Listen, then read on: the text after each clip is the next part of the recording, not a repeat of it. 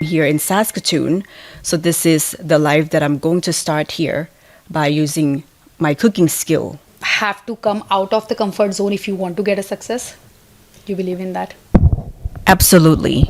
I was in Thailand, so I'm here in Saskatoon. I have to adjust it and learn the people, the local mindsets. The first time I started making money when I was about 9 or 10. The Thai food is so amazing. I cannot imagine in Canada. There's some people gave me compliments of, "Oh, this is great. You should make some money. You should sell it every day without day off unless she's sick." Oh my God. Yes, that's the life. Being business owner here in Saskatoon, you have to tell your story. You have to show your face. You have to go out and do networking to be able to expose your business.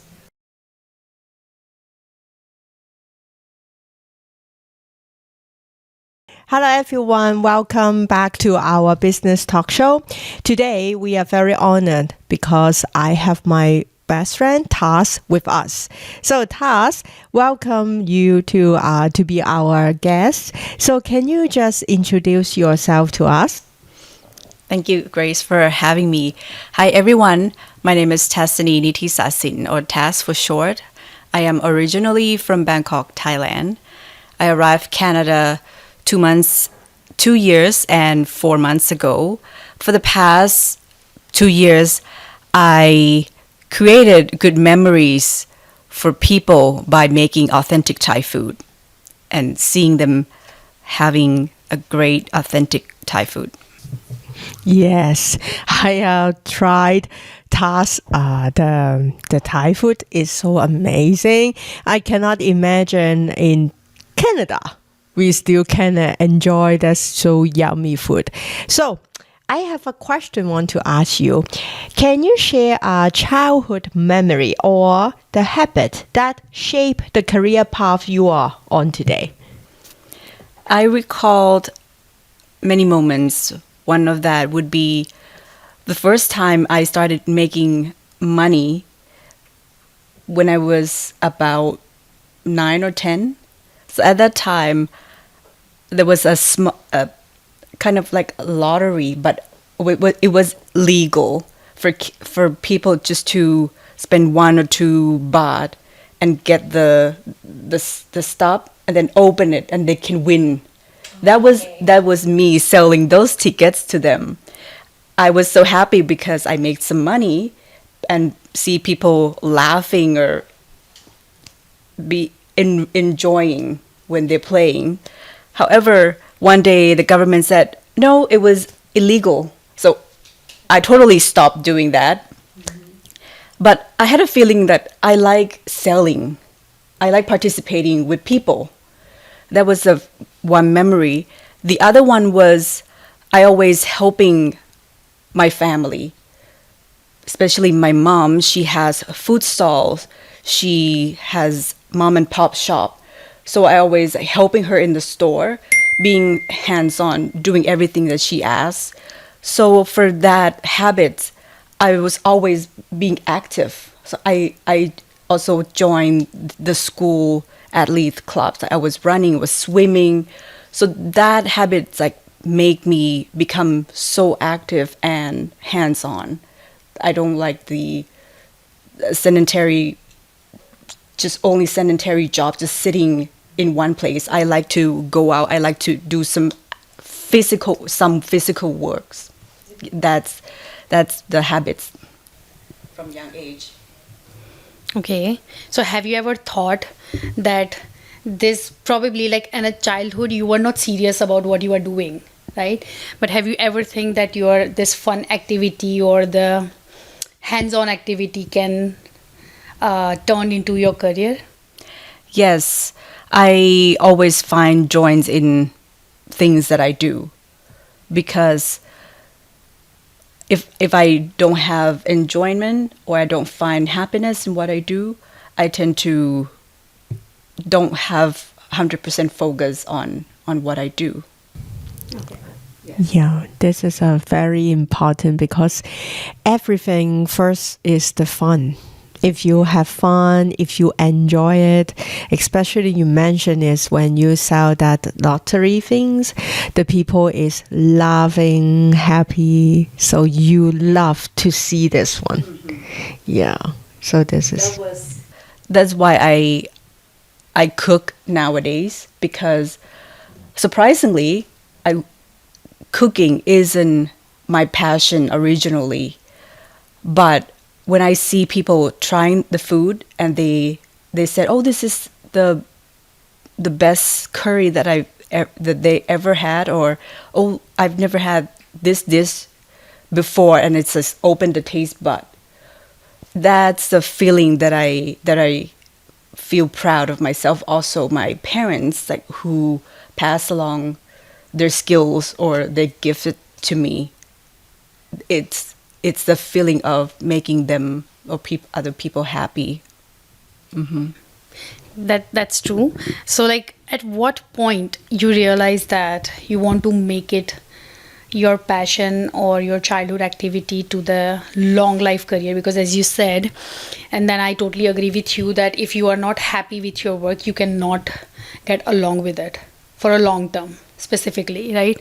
So like what made you realize that you want to continue or pursue this as a career for a lifelong? At first, I was skeptical about myself. There's some people gave me compliments of, "Oh, this is great. You should make some money. You should sell it. People never tasted in Saskatoon." So I tried that. I gained some feedback, positive feedback. So once I get more and more of that, I starting to think, "Oh, actually, this skill, which I didn't believe that I could make some money out of it, because I was working in different field before. But after get a lot of reviews, positive feedback, and even word of mouth of people telling friends and family, so I get more confidence and turn it into career, into occupation. Okay. Or I would say, like, do you think that except you, we have someone in Saskatoon who actually sell a authentic taste of the Thailand? Or that's also the reason that you started? Yes, that's one of the reason I started too, as my husband, who's the first person who tasted my food here, and I invite friends and family, and they really like it, and they gave me that idea. yes. Because I think the most important is the compliment gives you a confidence. Because I remember before you say, really? Is it true? The food I made, is it really good? And then when you got a lot of the feedback and then make you more confidence and the joy you saw the people when they order the food and then they taste it, they love it, and they keep coming back. This is very important. So as you mentioned, when your childhood time, you always saw not just your parent, is your grandparent also is in the food industry. So how this environment influence you to make you nowadays, now you in the Saskatoon, and then you start this one right now? Absolutely, tremendously, that they behavior and their way of life impacted me and how I work nowadays. That I saw them working tirelessly, like nearly 24 hours, because my grandparents are the wholesale dessert seller. So they make Thai dessert, and there's small vendors come to pick up the dessert. Okay, that's great. That I saw them working around the clock, as well as my parents, especially my mom, who's have the food business and the mom and pop shop. but my dad working in the government office. And with my mom, she also worked the very less resting hours, like the long hours every day without day off unless she's sick. Oh my God. Yes, that's the life, and I saw that they very dedicated, and what the ingredients that they use, it must be high quality, good ingredients. Yeah. If there's not good, they won't make it. They won't sell it because that's the reputation that they make. That's they really proud of their recipe, and also they were honest and be authentic with the customers. Yes, they will keep the traditional way of cooking and the recipe that people can taste real dessert or Thai food.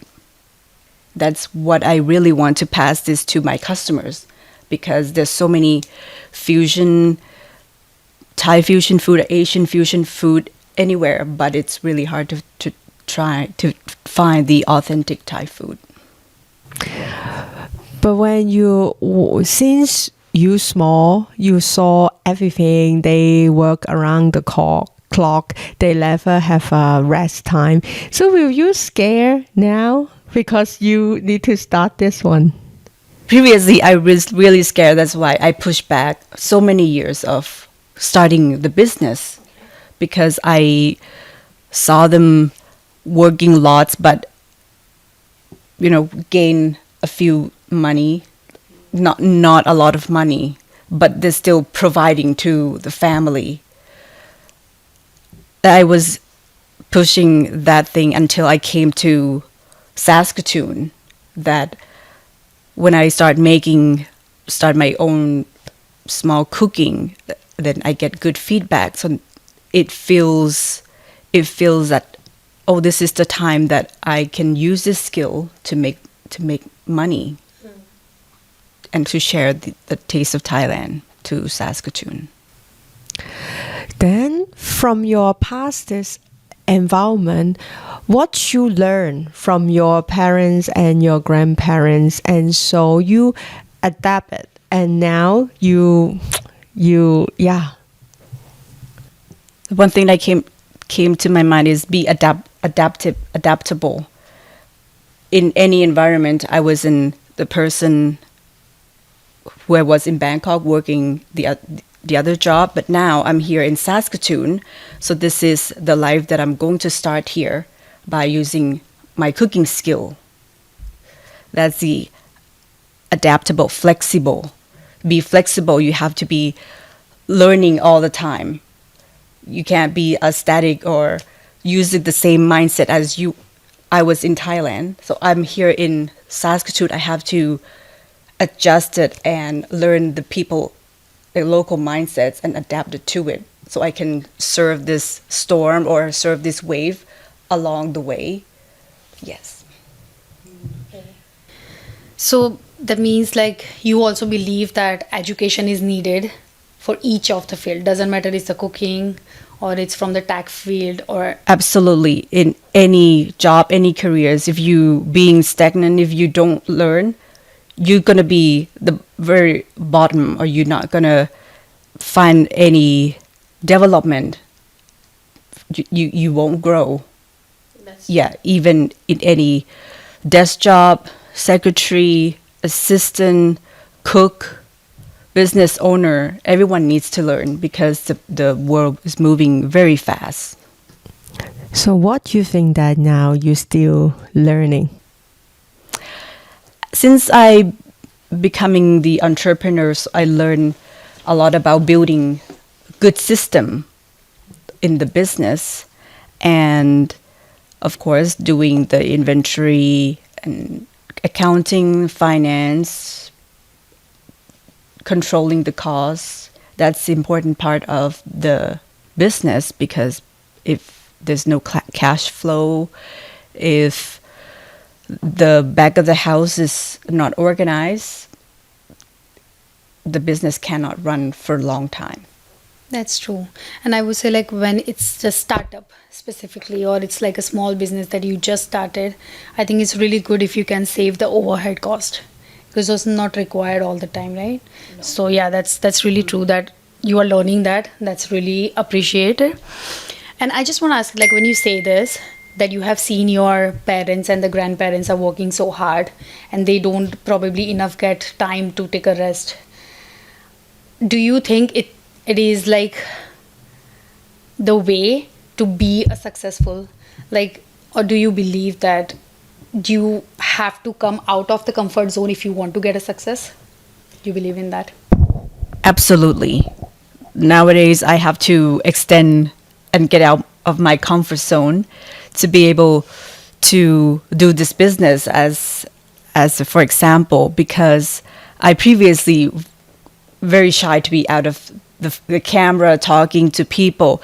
I could talk to people with small group or my clients like on one-to-one, but what as a life or it being business owner here in Saskatoon, you have to tell your story. You have to show your face. You have to go out and do networking to be able to expose your business. That it's another get out of comfort zone that I've tried. Okay. So, okay, so do you want to give some advice to the young people who might don't realize at the time of childhood that, this is just a fun thing, or maybe they just like it, that's why they are doing it. But do you want to give some advice that, like, how it can turn into the reality, and basically in the childhood you are creating your base to convert into the, it's like in the passion or a career.